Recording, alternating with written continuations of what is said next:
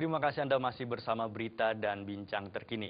Pemirsa, Presiden Susilo Bambang Yudhoyono membantah revisi rancangan daftar negatif investasi atau DNI akan segera diberlakukan. Presiden mengatakan bahwa rencana rancangan DNI ini belum dibahas pada tingkatan Kementerian Koordinator Bidang Perekonomian.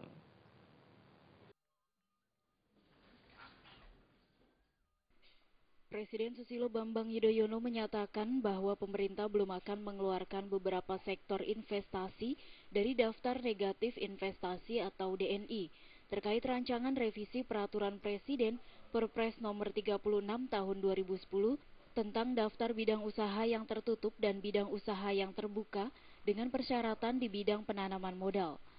Dalam pidato pembukaan rapat Kabinet Paripurna di Istana Presiden Jakarta Kamis siang, Presiden menegaskan bahwa revisi rancangan DNI belum dibahas di tingkat Kementerian Koordinator Bidang Perekonomian. Setelah saya cek, jangankan pada tingkat saya, pemikiran atau rencana ini juga belum dibahas pada tingkat Menko Perekonomian.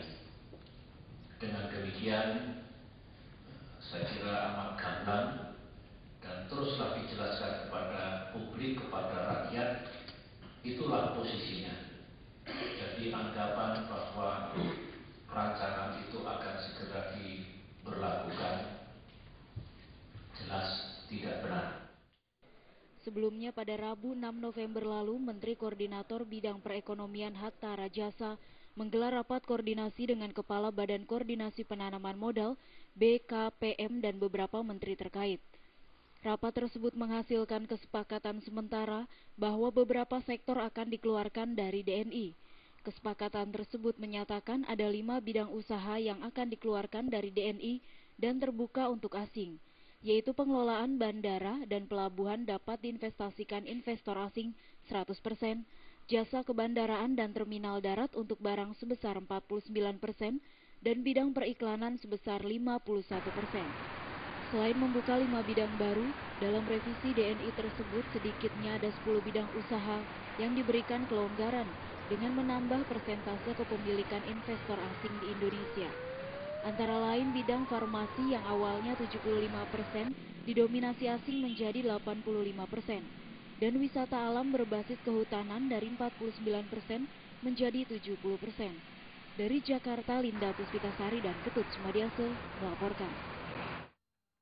Keinformasi lainnya, pemirsa, Jaksa Penuntut Umum KPK menilai keberatan Gubernur Riau nonaktif Rusli Zainal yang menjadi terdakwa kasus suap PON Riau tahun 2012 dan korupsi kehutanan Riau tahun 2003-2004 telah masih ke materi pokok dakwaan.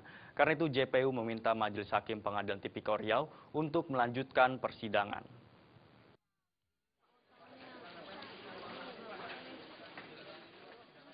Aksi tutup mulut itu dilakukan terdakwa Gubernur Riau nonaktif Rusli Zainal usai menjalani sidang kedua kasus suap PON Riau 2012 dan korupsi kehutanan Riau tahun 2003 hingga 2004 di Pengadilan Tipikor Pekanbaru Riau. Rusli Zainal yang mengenakan rompi tahanan KPK itu hanya menebarkan senyum dan melambaikan tangan kepada wartawan yang menunggunya sejak awal sidang. Hal yang sama juga dilakukannya ketika akan memasuki ruangan sidang. Tidak ada sepatah kata pun meskipun sebelumnya ia dikenal ramah pada awak media.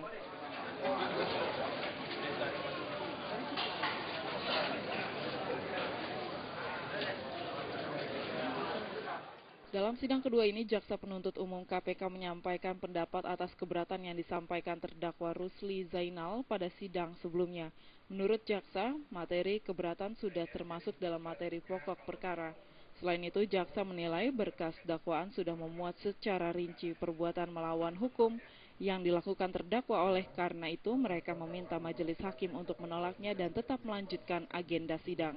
JPU menilai Rusli Zainal bersalah karena telah mengesahkan rencana kerja tahunan RKT izin pemanfaatan hasil hutan kayu, hutan tanaman di Pelalawan dan Siak tahun 2003-2004 yang merugikan negara 264 miliar rupiah lebih. Dalam kasus suap PON Riau 2012 lalu, terdakwa telah memberi perintah suap ke sejumlah anggota DPRD Riau sebesar 900 juta rupiah terkait perubahan Perda 6/2010 tentang lapangan menembak. Sidang akan dilanjutkan Rabu pekan depan dengan agenda mendengarkan putusan selama majelis hakim.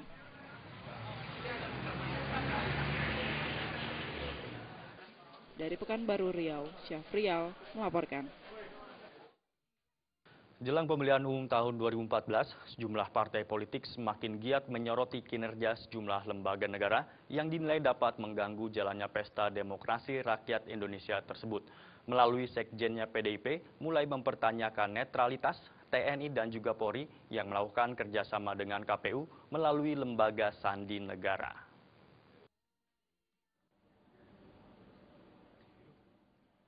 Dilakukannya kerjasama antara Komisi Pemilihan Umum atau KPU dengan lembaga sandi negara yang umumnya merupakan personel TNI Polri mulai mengusik ketenangan salah satu partai politik peserta pemilu 2014. Partai Demokrasi Indonesia Perjuangan atau PDIP melalui sekjennya Cahyokumolo mulai mempertanyakan netralitas dua lembaga negara tersebut yang sebelumnya telah menyuarakan akan bersikap netral dalam pemilu yang akan digelar tahun mendatang. Menurut Cahyokumolo, netralitas TNI Polri patut dipertanyakan. Selain karena melakukan kerjasama dengan KPU dalam tubuh lembaga sandi negara, segala sesuatu yang berkembang dalam proses pemilu mendatang akan dapat mudah dikendalikan oleh partai berkuasa mengingat lembaga sandi negara tunduk langsung oleh Presiden Republik Indonesia yang hingga kini masih terdaftar dalam orang yang paling berpengaruh di tubuh partai berkuasa. Partai yang terakhir kali memenangkan pesta demokrasi tahun 1999 ini bahkan beranggapan pemilu 2014 tidak perlu digelar jika kerjasama antara KPU dan lembaga sandi negara dalam waktu dekat tidak dihapuskan. Lembaga sandi negara melakukan MOU dengan KPU. Lembaga sandi negara itu unsur TNI, unsur intelijen. Tugasnya besar, menjaga kerahasiaan negara, menjaga lambang negara, mengurusi kecil-kecil MOU dengan KPU. Ini ada apa? Kepalanya seorang bintang 2. Yang dia wajib melakukan. Dari Medan, Sumatera Utara, Ferry Irawan melaporkan. Jangan beranjak dulu pemirsa, di segmen terakhir kami masih memiliki sejumlah informasi lainnya. Tetaplah bersama kami.